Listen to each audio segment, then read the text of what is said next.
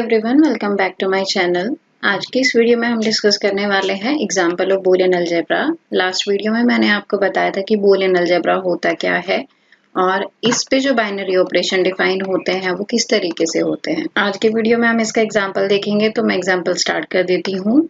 जो क्वेश्चन है वो है कि हमारे पास कोई बी सेट है और ये सेट किस तरीके से है कि ये सेट है हमारा पॉजिटिव नंबर्स का, और ये नंबर्स क्या है, being divisor of 30। That means कि जो बी सेट है उसके अंदर वो एलिमेंट्स हैं जो 30 के पॉजिटिव डिवाइजर्स हैं। वो कौन कौन है, सभी को पता है कि 1, 2, 3, 5, 6, 10, 15 एंड 30। ये 30 के पॉजिटिव डिवाइजर्स है। तो सेट तो हमारे पास आ गया है। अब इस पे ऑपरेशंस देखते हैं। एंड ऑपरेशंस, जो ऑपरेशंस है वो किस तरीके से डिफाइन है। ऑपरेशन है ये दोनों ए बी किस तरीके से कनेक्टेड है, LCM of A comma B.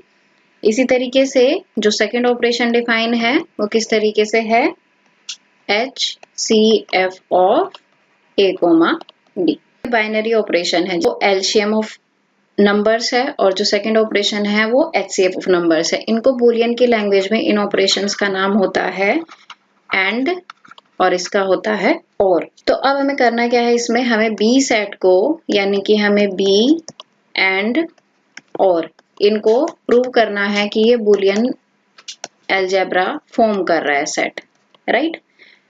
तो मैंने आपको लास्ट वीडियो में भी बताया था कि हम कैसे चेक करते हैं, हमको इसकी प्रॉपर्टीज को सेटिस्फाई कराना होता है। इसके लिए मैं आपको सबसे पहले एक ट्रिक बताती हूँ जो जनरली बुक्स में नहीं होती।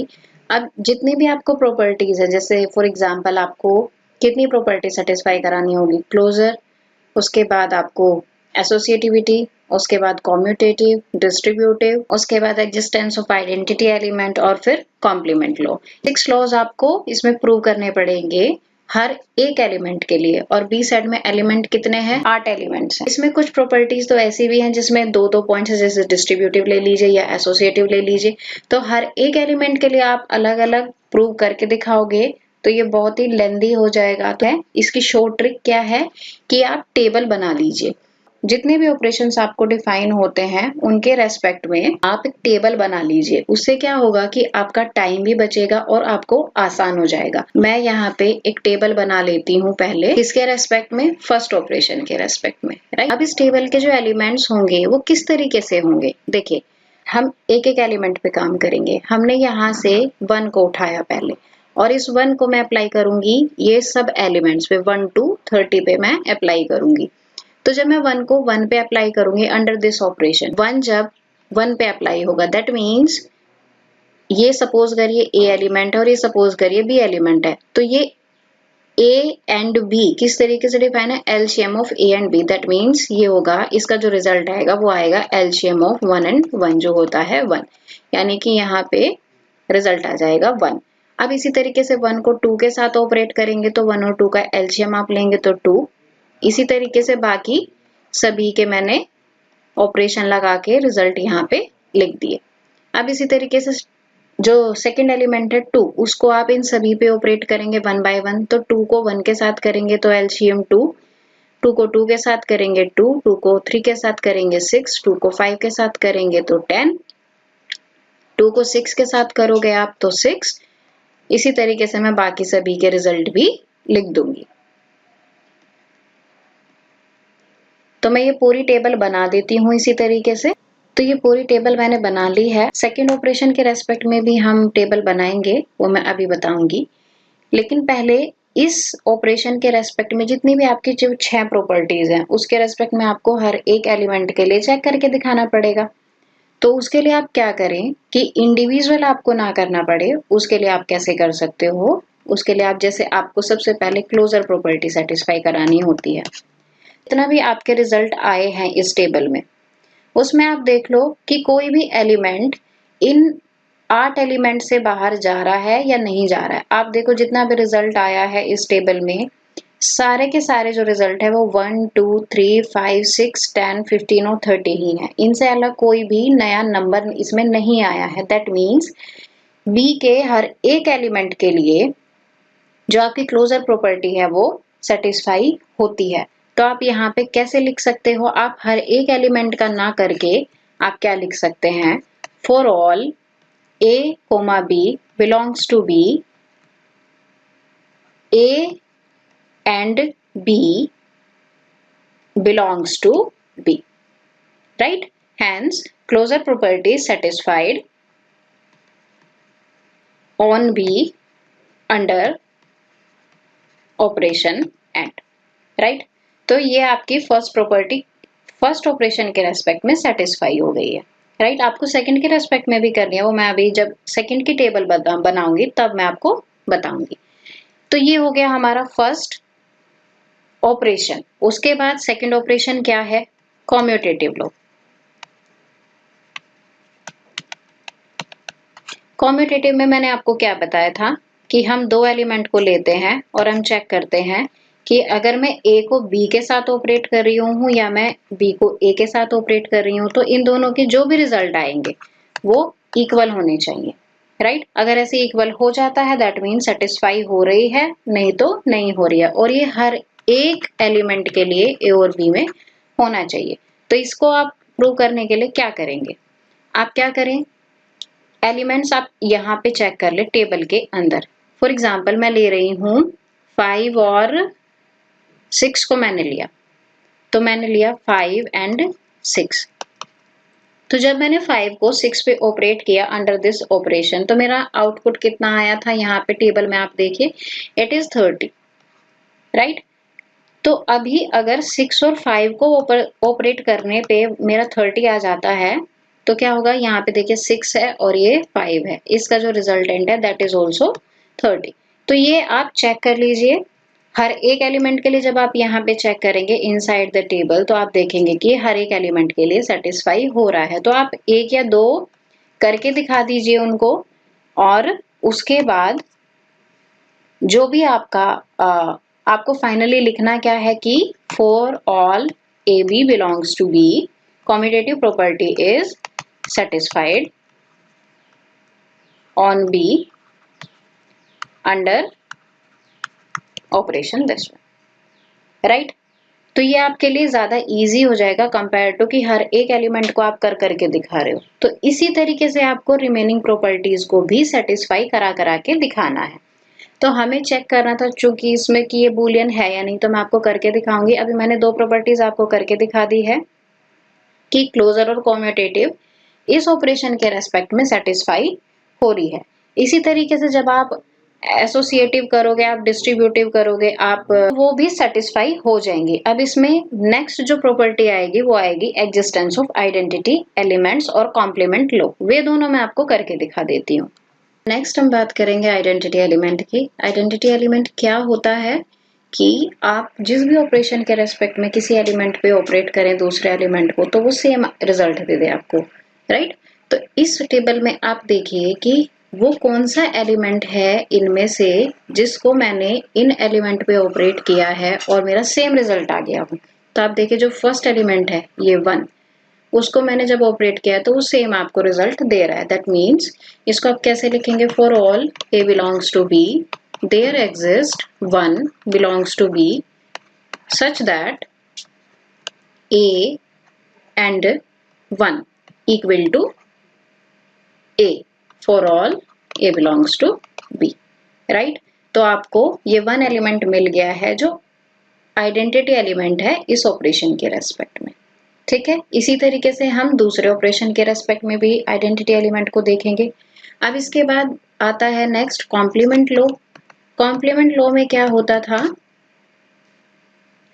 कि for all A belongs to B means आपको जो बी सेट के एलिमेंट्स होते थे, ये जो एलिमेंट्स हैं इनके लिए आपको ऐसा एलिमेंट ढूंढना है बी में से ही जिसको आप अगर इस पे ऑपरेट करेंगे, सपोज दिस इज बी, तो वो क्या बनेगा, identity element of these elements but with respect to second operation. तो ये वाले लो को करने के लिए पहले मुझे सेकंड वाले ऑपरेशन के रेस्पेक्ट में टेबल बनानी पड़ेगी और वहां से सेकंड ऑपरेशन के रेस्पेक्ट में जो एलिमेंट्स का आइडेंटिटी एलिमेंट आएगा वो यहाँ पे आ जाएगा, राइट। तो अभी एक ऑपरेशन के रेस्पेक्ट में हम दिखा चुके हैं कि ये बूलियन बनाता है। अब जो सेकंड ऑपरेशन है और वाला, उसके रेस्पेक्ट में भी हमको सेम करना है। तो उसके लिए मैं सेम पहले टेबल बनाऊंगी और उसके बाद हर एक प्रॉपर्टी को सेटिस्फाई करा के दिखाऊंगी और उसके बाद मैं आपको ये कॉम्प्लीमेंट वाली प्रॉपर्टी बताती हूँ दोनों ऑपरेशंस के रेस्पेक्ट में। तो अब हम बात करते हैं टेबल की सेकंड ऑपरेशन के रेस्पेक्ट में। तो मैंने पूरी ड्रॉ कर ली है। इसके अंदर जो एलिमेंट्स हम करेंगे फिल वो कैसे करेंगे। तो जो इस ऑपरेशन के रेस्पेक्ट में हमारे एलिमेंट्स डिफाइन थे वो थे HCF of A, B। That means आपको हाईएस्ट कॉमन फैक्टर लेना है जिन भी दो एलिमेंट्स के रेस्पेक्ट में आप इसको यूज कर रहे हो। तो मैं अगर 1 की बात करूँ तो 1 और 1 को जब मैं ऑपरेट करूंगी तो हाईएस्ट फैक्टर 1 है। 2 और 1 को करूंगी तो 1 1 को आप किसी भी एलिमेंट के साथ करेंगे इनमें से तो वो 1 ही देगा आपको, राइट। अब मैं बात करती हूँ, मैं रेंडम उठा लेती हूँ कोई। मैं अगर 5 और 2 की बात करूँ तो इन दोनों में हाईएस्ट कॉमन फैक्टर क्या है, ऑब्वियसली 1। अब मैं 5 और 5 की बात करूँ तो 5 5 और 10 की बात करूँ तो हाईएस्ट कॉमन फैक्टर क्या है, 5। इसी तरीके से अगर मैं 15 और 6 की बात करूँ तो इनमें हाईएस्ट कॉमन फैक्टर क्या है जो दोनों को डिवाइड कर सकता है, ऑब्वियसली 3, राइट। तो इसी तरीके से आपको एक कंप्लीट टेबल बनानी है। मैं पहले ये टेबल आप बना लेती हूँ, उसके बाद मैं आपको सारी प्रॉपर्टीज एक 1 बाय 1 करके बताऊंगी। तो ये टेबल मैंने बना ली है इस ऑपरेशन के रेस्पेक्ट में। इसके बाद हम चलिए प्रॉपर्टी देख लेते हैं। तो सबसे पहले जो हमारी प्रॉपर्टी आती है वो है क्लोजर प्रॉपर्टी। तो क्लोजर में मैंने आपको बताया था कि टेबल के अंदर के एलिमेंट्स देख लीजिए, अगर वो इन 8 से अलग कहीं बाहर जा रहे हैं तो क्लोजर प्रॉपर्टी सेटिस्फाई नहीं होगी, तो बूलियन भी नहीं बनेगा। अब इसमें जितना भी रिजल्ट आया है वो सिर्फ बी सेट के अंदर का ही है। That means for all A, B belongs to B, A और B belongs to B, right? Hence closure property is satisfied on B under operation OR। इसी तरीके से अगर मैं बात करूं यहाँ पे डिस्ट्रीब्यूटिव प्रॉपर्टी की, तो डिस्ट्रीब्यूटिव प्रॉपर्टी में खुद दो प्रॉपर्टीज हैं तो दोनों आप सेटिस्फाई करा के देख सकते हैं। तो क्या हो जाएगा, जो हमारी प्रॉपर्टीज थी वो क्या थी, आप कोई भी 3 रैंडम एलिमेंट उठा लीजिए यहाँ से और हर एक एलिमेंट को आपको चेक करना पड़ेगा। तो आप क्या करिए, कोई भी 3 रैंडम एलिमेंट उठाइए और इन प्रॉपर्टीज को सेटिस्फाई कराइए। तो इसके लिए मैं क्या कर रही हूँ, मैं A को सपोज चूज कर रही हूँ 3, B को 5 और C को 10। तो मैं कोई एक प्रॉपर्टी सेटिस्फाई करा के दिखा देती हूँ, बाकी आप कर लेना। तो क्या हो जाएगा, first property suppose we are taking, तो यहाँ हो जाएगा 3, 5, 10। तो इसको आप ऑपरेट करो तो क्या बनेगा, 5 और 10 को जब आप ऑपरेट करेंगे एक दूसरे पे अंडर ऑपरेशन और, तो इसमें क्या बनेगा, इसका रिजल्ट क्या है, 5 और 10 का रिजल्ट है 5, यानी कि 3 एंड 5। 3 एंड 5 का रिजल्ट देखने के लिए आप क्या करोगे, जो आपके पास टेबल थी एंड वाली उस पे जाओगे। तो यहाँ पे 3 और 5 का रिजल्ट है 15। दैट मीन्स इसका जो रिजल्ट आएगा वो है 15, राइट। अब अगर ये है लेफ्ट हैंड साइड की वैल्यू, अब जो राइट हैंड साइड है उसकी वैल्यू हम लोग निकालेंगे। तो उसकी वैल्यू के लिए अब क्या चाहिए हमारे पास, 3 एंड 5 और 3 एंड C की वैल्यू है 10। तो इसकी वैल्यू आप निकालेंगे, अभी हमने निकाली है 15 एंड 3 और 10। इसकी वैल्यू निकालने के लिए क्या हो जाएगा, एलसीएम ऑफ 3 एंड 10 कितना बनेगा, 30। तो 15 और 30 का जब आप इस ऑपरेशन के रेस्पेक्ट में करेंगे तो कितना बनेगा, 15। तो दोनों की वैल्यू सेम है। इसी तरीके से हर एक एलिमेंट के लिए आप इसको प्रूव कर सकते हो कि ये प्रॉपर्टी सेटिस्फाई होती है। Same for this property. तो यहाँ से हमने क्या देखा कि दोनों ही ऑपरेशन के रेस्पेक्ट में हमारी डिस्ट्रीब्यूटिव सेटिस्फाई हो रही है। तो इसी तरीके से आपको रिमेनिंग एसोसिएटिव और कम्यूटेटिव भी प्रूव करना है। इस केस में जो एग्जिस्टेंस ऑफ आइडेंटिटी एलिमेंट है वो कितना बन जाएगा, वो एलिमेंट जिसको आप किसी भी एलिमेंट पे ऑपरेट करें तो सेम आ रहा हो। तो देखिए यहाँ पे 1 से 30 तक कौन सा ऐसा एलिमेंट है जिसको आप अगर ऑपरेट करेंगे तो सेम एलिमेंट दे रहा है, तो वो है 30। यानी कि इस केस में क्या हो जाएगा, जो एग्जिस्टेंस ऑफ एलिमेंट है identity element that is 30 equal to A for all A belongs to B. This 30 is identity element. और ये 30 कहाँ काम आएगा, हमारे कॉम्प्लीमेंट लो में, राइट। और जो एंड के केस में हमारी आइडेंटिटी आई थी वो आई थी 1। तो दोनों केसेस में दोनों ऑपरेशंस के रेस्पेक्ट में टेबल बना के मैंने बाकी सारी प्रॉपर्टीज दिखा दी। अब हम कॉम्प्लीमेंट लो की बात कर लेते हैं।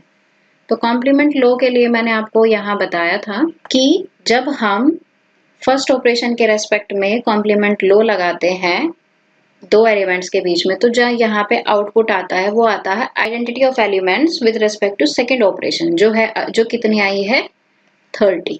यानी कि आपको जो भी एलिमेंट आप यहाँ पे लेंगे उसके लिए ऐसा एलिमेंट देखना पड़ेगा जो रिजल्ट लगाने के बाद आपको 30 आउटपुट देता है। फॉर एग्जाम्पल अगर मैं 5 की बात करूं, मैंने यहाँ पे a की वैल्यू ली है 5 और मैं इस पे ऑपरेशन लगा रही हूँ एंड का, तो इस पे मैं क्या, इसका कॉम्प्लीमेंट वो एलिमेंट बनेगा जिसको मैं इसके साथ ऑपरेट करने पे रिजल्ट 30 लेके आ जाऊंगी। तो ऐसा कौन सा एलिमेंट है जिसका रिजल्ट 30 दे रहा है, यहाँ पे 6। यानी कि जो 5 का कॉम्प्लीमेंट है इस ऑपरेशन के रेस्पेक्ट में इस सेट में वो है 6। इसी तरीके से आप हर एक एलिमेंट का कॉम्प्लीमेंट इनको यहाँ पे शो करेंगे। अब मैं जब सेकंड ऑपरेशन के रेस्पेक्ट में बात करूंगी तो सेकंड ऑपरेशन के रेस्पेक्ट में जो यहाँ पे रिजल्ट आएगा वो क्या आएगा, फर्स्ट ऑपरेशन के रेस्पेक्ट में जो हमारी आइडेंटिटी एलिमेंट था वो था 1। यानी कि अगर मैं ए का कॉम्प्लीमेंट इस सेट में ढूंढ रही हूँ तो उसको इस ऑपरेशन के अंडर लगाने पे मुझे रिजल्ट मिलना चाहिए 1। तो सपोज आप ले रहे हो एलिमेंट 15, आपको 15 का कॉम्प्लीमेंट निकालना है इसके रेस्पेक्ट में, तो मैं यहाँ पे कौन सा एलिमेंट लूंगी जो मुझे 1 रिजल्ट देगा। तो जब मैं 15 का कॉम्प्लीमेंट देखूंगी इस ऑपरेशन के रेस्पेक्ट में, तो मुझे इसकी टेबल पे जाना पड़ेगा और इसकी टेबल में हम देखेंगे कि किसके साथ ये 1 बना रहा है। तो 15 का कॉम्प्लीमेंट आप यहाँ पे देखें तो 1 भी है, 2 भी है और तो कोई नहीं है, तो इसका जो कॉम्प्लीमेंट है हम 2 को ले लेंगे क्योंकि 1 तो सभी के साथ आ रहा है। तो 15 का जो कॉम्प्लीमेंट हो जाएगा इसके रेस्पेक्ट में वो हो जाएगा 1। तो इस तरीके से आप हर एक एलिमेंट का दिखा सकते हैं और यहाँ पे लिख सकते हैं for all A belongs to B there exist A dash belongs to B such that A dash or B you can use such that these two properties are satisfied. Hence B set under operation these two is Boolean algebra. तो इस तरीके से आपको ये prove करना है। I hope आपको ये समझ आया होगा। अगर आपको ये वीडियो अच्छी लगी हो तो do not forget to subscribe my channel. Thank you for watching.